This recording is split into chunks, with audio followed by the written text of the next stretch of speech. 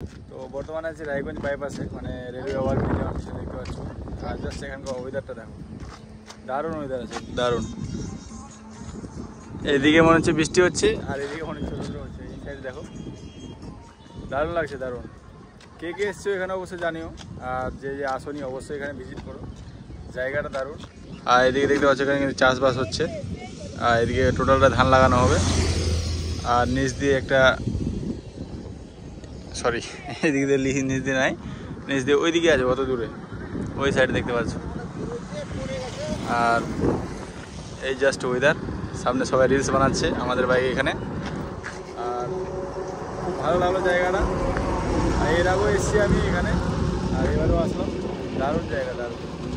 মানে রিলস টিলস বানানোর জন্য সবথেকে বর্তমানে পপুলার জায়গা রায়গঞ্জে এটাই আছে, দারুণ। আর এই দেখো এরা তোমার দিদিভাই রিলস বানাই দিচ্ছে বাবুর মনে,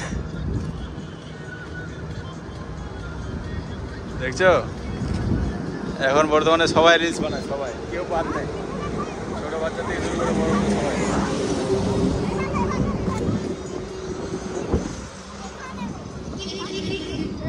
আর এদিকে দেখতে পাচ্ছ এই যে রেলওয়ে ওভারব্রিজটা।